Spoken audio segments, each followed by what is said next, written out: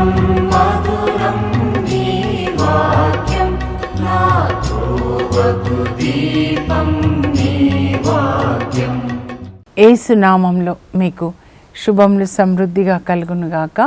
మధురం నీ వాక్యం అనే కార్యక్రమానికి స్వాగతం. ఈరోజు మనం లూకా సువార్త 16 భాగంగా జీవగ్రంథం అనగా ఏమిటి అనే అంశం ధ్యానించుకుందామండి. మధురం మధురం నీ వాక్యం నా త్రోవకు దీపం నీ వాక్యం.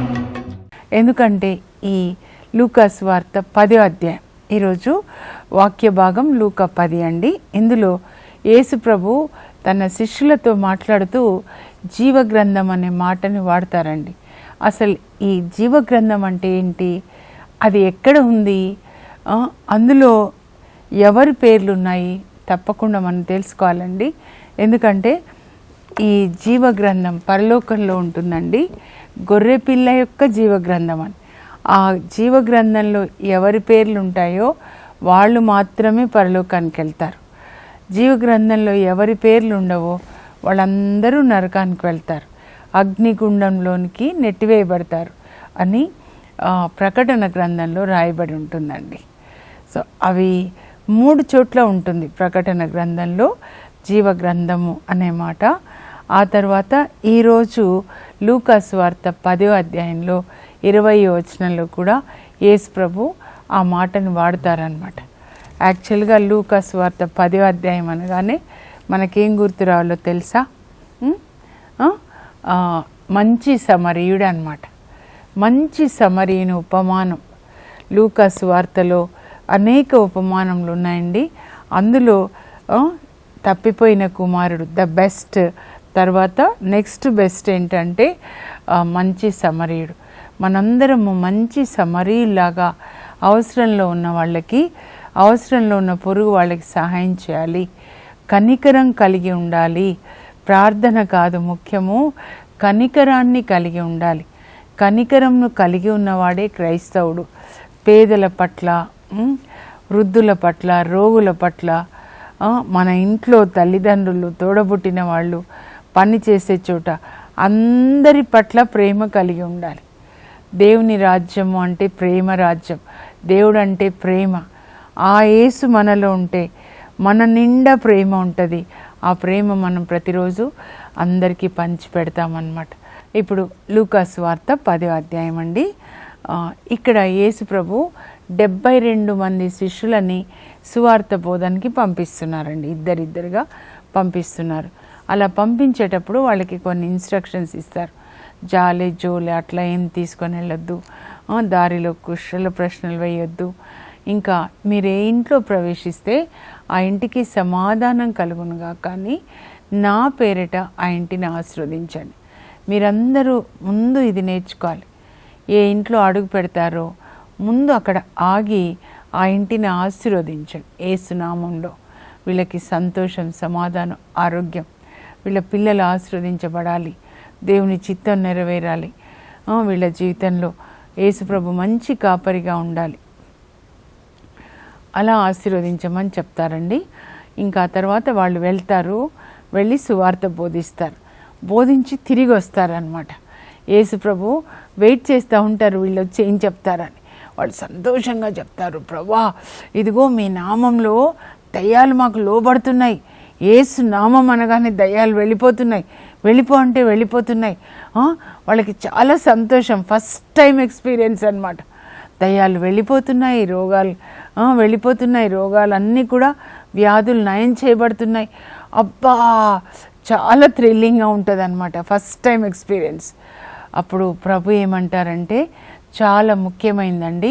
లూకా 10:18 అనమాట. సైతాను ఆకాశం నుండి మెరుపు వలె పడుటను కాంచితిని, మీకు పాములను తేళ్లని నలగద్రొక్కడానికి, శత్రుబలం అంతటి మీద మీకు అధికారం ఇస్తున్నాను, అవి ఏవి మీకు ఎంత మాత్రం కూడా హాని చేయజాలవు. మాకు శోధనలు వస్తున్నాయి, మీరు ఇది జాగ్రత్తగా ఏం గమనించాలంటే, వాళ్ళు సువార్త బోధించడానికి వెళ్ళారు, వాక్యాన్ని బోధించారు, బోధించినప్పుడు యేసుప్రభు ఏమంటున్నారు? ఏం జరిగిందంటే వీళ్ళు సువార్త బోధిస్తే సైతాను ఆకాశం నుండి మెరుపలే పట్టను కాంచితిని. ఆకాశ మండలంలో సైతాను, పిచాచులు, స్థావరాలు ఉంటాయండి. వాక్యం బోధించినప్పుడు ఒక్కొక్క వాక్యము ఒక బుల్లెట్ లాగా ఆ సైతాన్ రాజ్యాన్ని కూలద్రోస్తుంది. సైతాను కూలిపోతాడు. షూటింగ్ అన్నమాట, షూట్ ఎట్ సైట్. పిచాచులన్నీ కూడా కూలిపోతాయి. అందుకే వాక్యాన్ని నోటితో వాడాలన్నమాట. అంతోని వారు ఏం చేసేవాళ్ళు అంటే రాత్రి బైబిల్ చదివి దినంలో బైబిల్ బోధించేవాళ్ళు. జీసస్ ఆయనకు అదే చెప్తారు. ఈ విధంగా సైతాన్ రాజ్యాన్ని మనం కూలద్రోయాలి. ఎలా అంటే వాక్యం అనే బుల్లెట్స్ వాడి అన్నమాట. లేకపోతే అవి మనల్ని నాశనం చేస్తాయి. మనం వాటిని నాశనం చేయాలి. శత్రు బలం అంతటి మీద నేను మీకు అధికారం ఇస్తున్నాను, అవి ఏవి మీకు ఎంత మాత్రం హాని చేయజాలో అని వ్రాయబడి ఉంది. జీసస్ చెప్పారు, కనుక దుష్టుడను నాకు హాని చేయజాలో, నా పిల్లల్ని నన్ను నువ్వు ముట్టుకోలేవు, ఎంత మాత్రము నువ్వు నాకు హాని చేయజాలో అని యేసుప్రభు చెప్తారనమాట. సో ఆ వాక్యాన్ని మనము నోటితో పలకాలి. దుష్టుడిని పడగొట్టాలంటే అప్పుడు సంతోషంగా వాళ్ళు చెప్తుంటే ఒక్కొక్కరు వచ్చి ఇలా జరిగిందని అప్పుడు ప్రభు ఏం చెప్తారంటే, ఇదిగో దయ్యాలు మీకు లోబడుతున్నాయని సంతోషించకుండా మీ పేర్లు జీవగ్రంథంలో వ్రాయబడి ఉన్నాయని సంతోషించండి. సంతోషమైంది ఏంటి అంటే చాలా సంతోషంగా ఉన్నారు, చాలా మంచిది, ఇట్స్ గుడ్. అయితే మీరు సువార్త బోధించినందుకు, అద్భుతాలు చేసినందుకు దానికి సంతోషపడకండి. అసలు మీరు సంతోషపడవలసిన ఒకే ఒక విషయం ఏంటంటే జీవగ్రంథంలో, పరలోకంలో జీవగ్రంథంలో మీ పేర్లు వ్రాయబడి ఉన్నాయి. అంటే మీరందరూ పరలోకానికి వస్తారనమాట. ఈ లోకం అనేది పరలోక ప్రయాణం. ఇక్కడ మనం ఉండం, ఇది మన ఇల్లు కాదు. అందరం అక్కడికి వెళ్ళాలి. అయితే అందరూ రారండి, ఎవరి పేర్లు ఉంటాయో వాళ్ళే. ముఖ్యమైనది ఈ లోకంలో ఏంటి అంటే ఆస్తులు ఉండడం కాదండి, అధికారం ఉండడం కాదు. ఈ లోకంలో ఇంకా ఏది కాదు, ఇదంతా మట్టి. యేసుప్రభు చెప్తారు, భూమి ఆకాశం గతించిపోతాయి కానీ నా మాటలు గతించిపో. ఇది ఎప్పటికీ ఉండేది కాదు, భూమి కాలిపోతుంది. 2 పేతురు 3:12 ఈ భూమి కాలిపోవడానికి, దగ్ధమవ్వడానికి పెట్టేశాడు దేవుడు. కానీ మనం ఎక్కడికి వెళ్ళాలంటే మన తండ్రి ఇంటికి వెళ్ళాలి. అదే మనం మొదటి ఇల్లు. అక్కడే మనల్ని ఆత్మలో సృజించారు. అమ్మ కడుపులో నుంచి మళ్ళా బయటికి తీసుకొని వచ్చారు. ఇక్కడ కొన్ని రోజులే ఉంటాం. మనం అందరం అక్కడికి వెళ్ళాలి. పేర్లు లేవనుకోండి జీవగ్రంథంలో, వాళ్ళందరూ నరకంలో వెళ్ళిపోతారండి. ఇది చాలా ముఖ్యమైనది అన్నమాట. జీవగ్రంథము అనగా ఏమిటి అంటే, జీవగ్రంథము పరలోకంలో గొర్రెపిల్ల చేతిలో ఉంటుంది. అంటే యేసుప్రభు యొక్క జీవగ్రంథం అన్నమాట. ఆ గ్రంథంలో ఎవరి పేర్లు రాయబడి ఉంటాయో వాళ్ళు మాత్రమే పరలోకానికి వెళ్తారు. మిగతా వాళ్ళు నరకానికి వెళ్తారు, అగ్నిగుండంలో. ఇవి నా మాటలు కాదండి. ప్రకటన గ్రంథంలో 20వ అధ్యాయంలో 15వ వచనం. మీరు ప్రకటన గ్రంథము 19, 20, 21, 22 తప్పకుండా చదవాలి. అసలు ఆ గ్రంథం అంతా చదవాలండి. లూకా సువార్త తర్వాత దేవుని చిత్తమైతే అదే మనం ధ్యానించుకోవాలి. ప్రభు చెప్తున్నారు, ఇప్పుడు జరిగేది అదే, చివర కాబట్టి ధ్యానించుకోవాలన్నమాట. ఏంటంటే యేసు ప్రభు ఈ లోకంలోకి ఇప్పుడు వస్తారండి. ఈ బుక్లో నేను రాశాను, యేసు త్వరలో వస్తున్నాడు. వచ్చిన తర్వాత ఆయన 1000 సంవత్సరాలు పరిపాలిస్తారు. ఆ తర్వాత అందరికీ తీర్పు ఉంటుందన్నమాట. ప్రకటన 20లో 11వ వచనం నుంచి ధవళ సింహాసన తీర్పు అందరికీ, ఆది గ్రంథం ఆదాం దగ్గర నుంచి ఇప్పటి వరకు అన్నమాట, అందరికీ తీర్పు ఉంటుందన్నమాట. ఆ తీర్పు తర్వాత, తీర్పు అయిపోయిన తర్వాత ఎవరి పేర్లు జీవగ్రంథంలో వ్రాయబడలేదో వారందరూ అగ్నిగుండంలోనికి నెట్టివేయబడిరి. దీనినే ద్వితీయ మరణము, రెండో మరణం అంటారు. ఇది దయచేసి మీరు తెలుసుకోవాలి. ఈ శరీరంలో ఎవరు ఉండడానికి రాలేదు. శరీరం మనం కాదు, మనం ఆత్మ. ఈ శరీరం అనే ఒక పెట్టెలో ఉన్నాం. ఈ పెట్టెను విడిచిపెట్టి వెళ్ళిపోతాం. చనిపోతే మనల్ని పెట్టెలో పెడతారు కదా, ఈ శరీరం కూడా అలాగే అనుకోండి అన్నమాట. మరి ఎవరు పరలోకానికి వెళ్తారంటే, అలాగే మీరు ఇంకా ప్రకటన గ్రంథం 21కి వస్తే అండి, ఇలా అని యోహాను చూస్తాడు, పరలోకం నుంచి నూతన యెరూషలేం వస్తుందంట.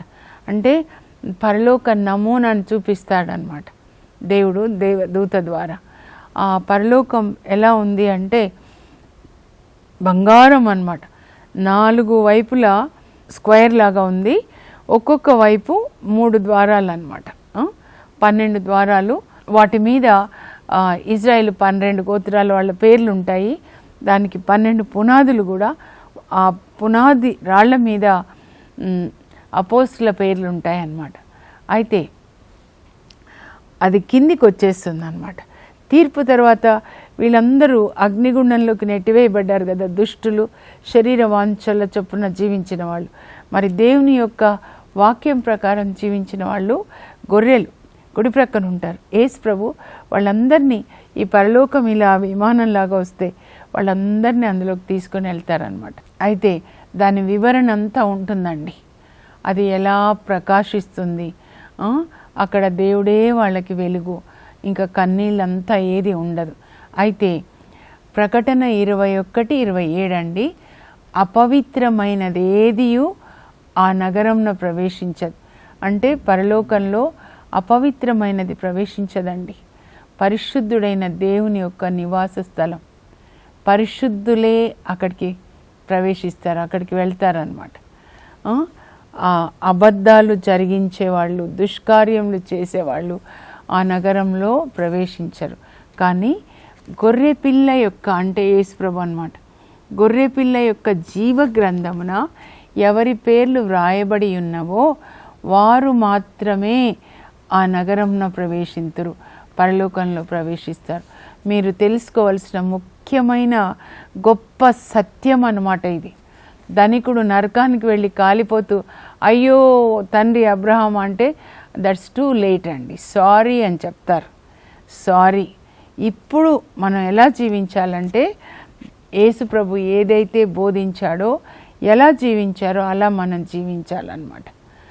అందుకనే ఇది ఎవరైతే దేవుని వాక్యాన్ని జీవిస్తారో వాళ్ళ పేర్లే పరలోకంలో జీవగ్రంథంలో వ్రాయబడి ఉంటాయన్నమాట. అది చాలా ముఖ్యమైనది అని యేసు ప్రభు చెప్తున్నారండి.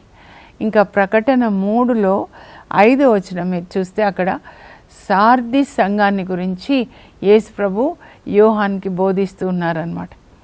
సార్దీస్ సంఘం ఎట్లా ఉందంటే out side good, inside dead అనమాట. బయట చూస్తే చాలా అలంకరణలు అనమాట, ఎక్స్ట్రీమ్గా, లోపల ఆత్మ చచ్చిన స్థితిలో ఉంటుందన్నమాట. అట్లా మనం తెలుసుకోవచ్చు. అంటే ఆత్మ చచ్చిన స్థితిలో ఉంటే అంత ఎక్స్ట్రీమ్ అలంకరణతో వస్తారు దేవాలయానికి.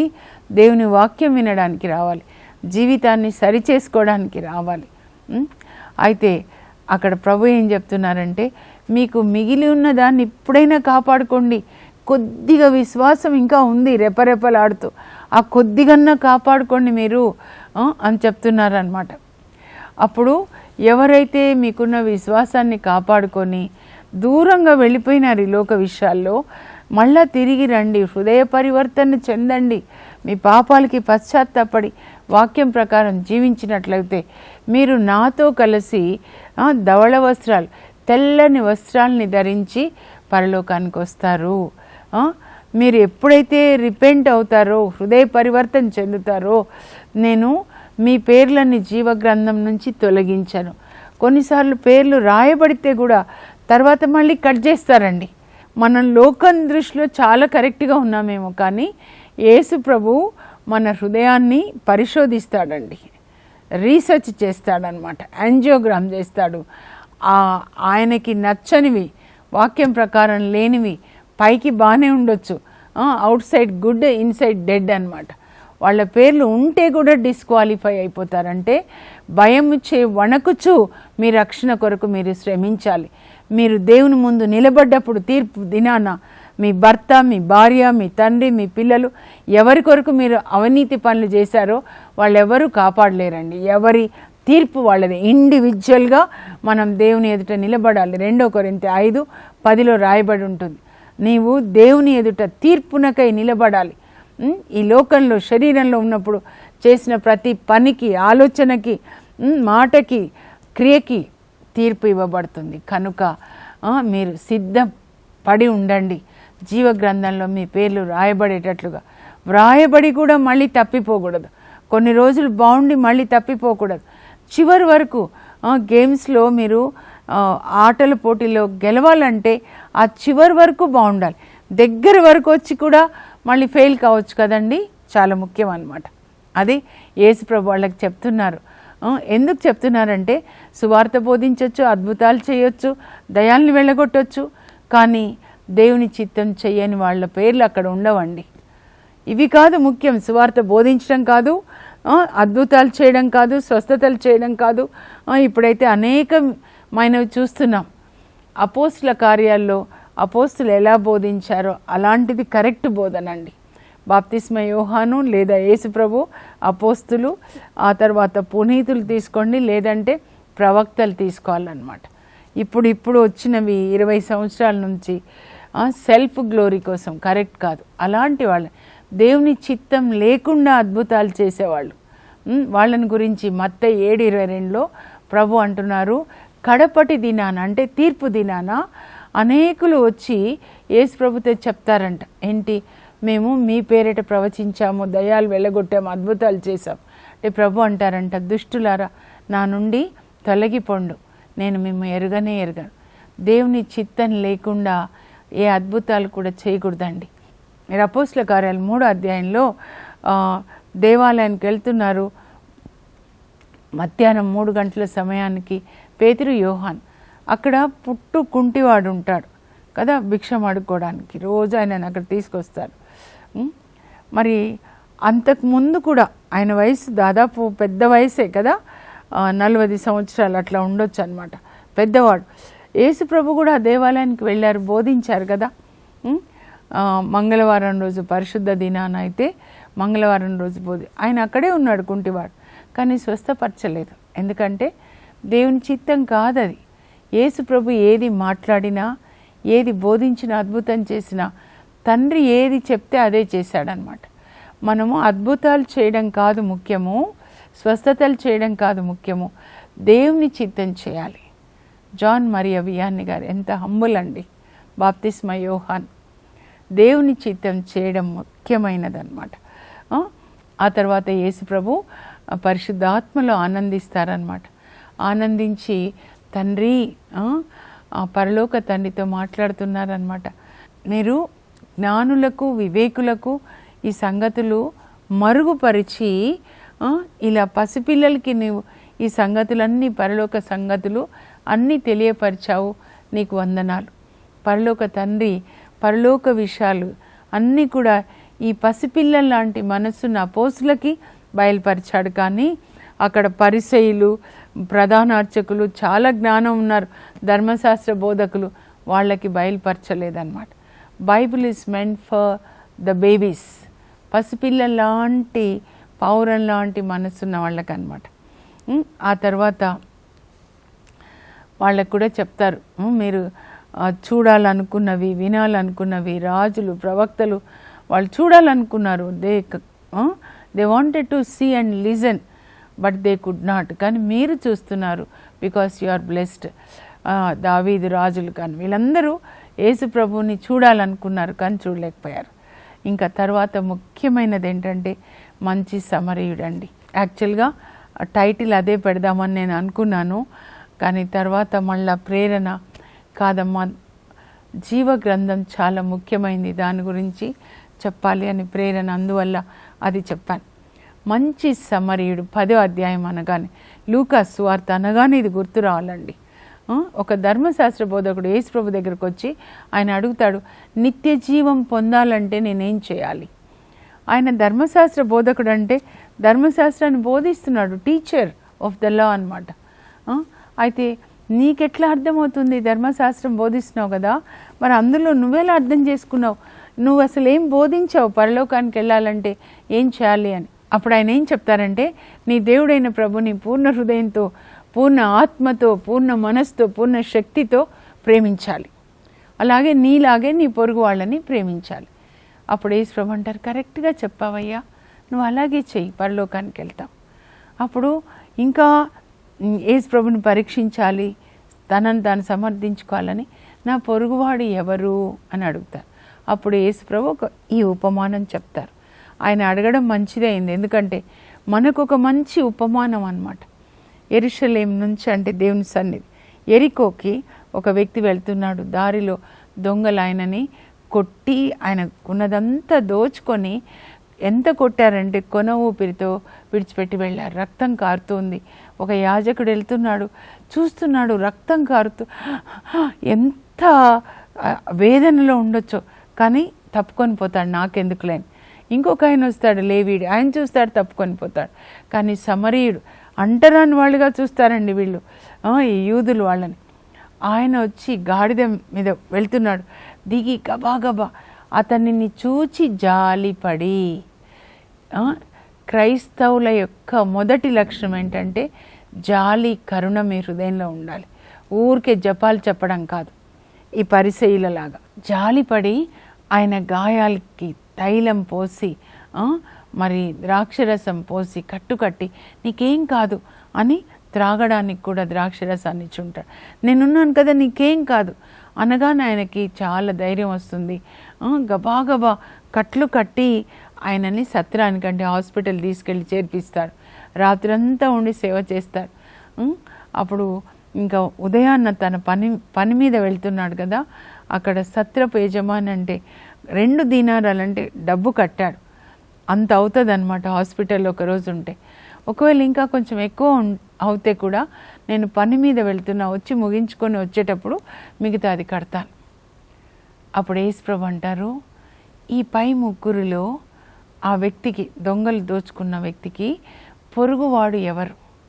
ఇప్పుడు ఈయన అంటాడు, కనికరము చూపిన వాడే పొరుగువాడు. కరెక్ట్గా చెప్పావయ్యా, నువ్వు కూడా అలా కనికరం చూపించు, నువ్వు పరలోకానికి వస్తావు. వేరే మార్గం లేదండి. జపాలు చెప్తే పరలోకానికి కాదు. మీరేం జపం చెప్పుకోవాలంటే, నన్ను కరుణతో నింపయ్యా, అవసరంలో ఉన్న వాళ్ళని ఆదుకోవాలి, వృద్ధుల దగ్గరికి వెళ్ళాలి, రోగులను పరామర్శించాలి, మన దారిలో, వెళ్ళే దారిలో అలా మనం జీవించాలి. కనికరం చూపిన వాడే క్రైస్తవుడు. ఇంకా చివరిగా మరియమ్మ, మార్తమ్మ, స్త్రీలకి ప్రత్యేకమైన గౌరవం అండి లూకా సువార్తలో అన్నమాట. యేసుప్రభు బెతానియా గ్రామానికి వెళ్తే ఎదురు వెళ్ళి, మార్తమ్మ మా ఇంటికి రండి ప్రభు అని పిలుస్తుంది, ఆహ్వానించింది. తన ఇంటికి యేసుప్రభుని, అంటే యేసుప్రభు కొరకు ద్వారాలు తెరిచింది, హృదయాన్ని తెరిచింది. ఇంకా లాజర్ వెళ్ళి, జీసస్ వచ్చారు, రండి రండి రండి పిలుచుకొని వస్తే అందరు కూర్చొని వాక్యం వింటారు. అదే చర్చ్ అన్నమాట, వీళ్ళ ఇల్లే చర్చ్. ఇంకా మరియమ్మ ఏం చేస్తుంది, చిన్నమ్మాయి, యేసుప్రభు ఇలా కుర్చీ మీద కూర్చున్నారు అనుకోండి, పాదాల దగ్గర కూర్చొని ఆయన చెప్పేదంతా వింటుంది. మార్తమ్మేమో వీళ్ళకి ఆహారం తయారు చేస్తుంది, అలసిపోతుంది అనమాట. చూడండి ప్రభా, ఇదిగో నా చెల్లి చూడండి, నా సోదరి పనులన్నీ నా మీద విడిచిపెట్టి మీ పాదాల చెంత కూర్చొని ఉంది, నాకు వచ్చి సాయం చేయమని చెప్పండి. అప్పుడు ప్రభు అంటారు, మార్తమ్మ మార్తమ్మ, అంటే చాలా ముఖ్యమైనది, నువ్వు అనేక పనులతో సతమతం అవుతున్నావు, కానీ అవసరమైనది ఒక్కటే. మరియమ్మ ఉత్తమమైన దాన్ని ఎన్నుకున్నది, అది ఆమె నుండి తీసివేయబడలేదు. మీరందరూ కూడా మార్తమ్మలాగా వంట చేసుకోవచ్చు, మంచిది, యేసుప్రభుని ఇంటికి ఆహ్వానించాలి. కానీ వాక్యం విన్నప్పుడు వాక్యమైన యేసు మీ హృదయంలోనికి వెళ్ళాలి. యేసుప్రభు మీలో ఉంటే మీరే చర్చ్, మీరే దేవాలయం. ఇక్కడ అక్కడ పరిగెత్తే అవసరం లేదు. ఎవరిలో వాక్యం ఉంటే మీరు రోజు లేవగానే బైబిల్ చదివి, ప్రభా ఇదిగో ఈ వాక్యం నేను విధేయించాలి, దీన్ని నేను విధేయించాలి, నాకు శక్తి ఇవ్వండి. అది చాలా ముఖ్యమైనది. మీ అన్ని సమస్యలకి పరిష్కారం వాక్యం ద్వారా ప్రభు మాట్లాడతారనమాట. ప్రార్థన చేసుకునే ముందు ఈ జీవ గ్రంథాన్ని గురించి ఒక 3 మాటలు నేను చదువుతాను. జీవ గ్రంథము అనగా ఏమిటి? అది ఎచ్చట ఉండును. జీవ గ్రంథం పరలోకంలో ఉంటుంది. ఆ గొర్రెపిల్ల యొక్క జీవ గ్రంథంన ఎవరి పేర్లు వ్రాయబడి ఉన్నవో వారు మాత్రమే పరలోకంన ప్రవేశింతురు. జీవగ్రంథంన ఎవరి పేర్లు రాయబడలేదో వారందరూ అగ్నిగుండంన త్రోయబడుదురు. ఇంకా ప్రకటన 3:5 అండి, జీవగ్రంథం నుండి వారి నామములు తొలగింపను. అంటే ఎవరు పశ్చాత్తాపడ్డారో మళ్ళా తిరిగి దేవుని మార్గంలోకి వచ్చారో వాళ్ళ పేర్లు జీవగ్రంథంలోంచి కొట్టివేయను అంటున్నారు అన్నమాట. కాబట్టి మన పేర్లు అక్కడ ఉండేలాగా మనం ప్రతిరోజు వాక్యం చదివి దాన్ని పాటిద్దాం. వాక్యాన్ని చదవాలి, వినాలి, పాటించాలి. వినండి, విధేయించండి. మన పేర్లు జీవగ్రంథంలో రాయబడతాయి. వాక్యాన్ని జీవించిన వాళ్ళ పేర్లు జీవగ్రంథంలో రాయబడతాయి. పరలోకమందున్న మా తండ్రి, నీ పరిశుద్ధ నామమునకు స్తోత్రం కలుగునుగాక. మేము మీ వాక్యాన్ని విని జీవించినప్పుడు మా పేర్లు జీవగ్రంథంలో రాయబడతాయి. మా పేర్లు జీవగ్రంథంలో రాయబడినప్పుడు మేము తీర్పు తర్వాత పరలోకంలో మీ సన్నిధిలోనికి వస్తాం. మీరు మమ్మల్ని తీసుకొని వెళ్తారు ప్రభా. ఆ కృప మా అందరికీ దయచేయండి. పరిశుద్ధాత్మనివ్వండి. పరిశుద్ధాత్మ దేవ, మా మనోనేత్రములు తెరిచి బైబిల్ గ్రంథంలో యేసు ప్రభు వెలుగుని చూచినట్లుగా ఆయన చెప్పిన విధంగా జీవించేటట్లు మాకు కృపని దయచేయండి. యేసు నామంలో అడుగుచున్నాం తండ్రి, ఆమేన్. పరిశుద్ధాత్మ దేవుడు మీరు బైబిల్ గ్రంథాన్ని చదివి విధేయించడానికి మీకు శక్తిని దయచేదురుగాక. God bless you. Have a blessed day.